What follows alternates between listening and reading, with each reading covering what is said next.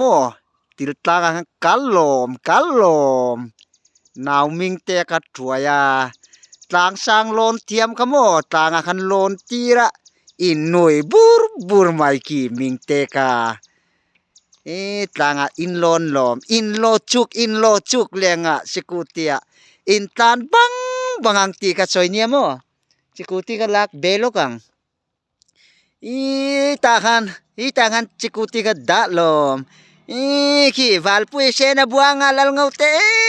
buanga mama mampui lotan bang mahe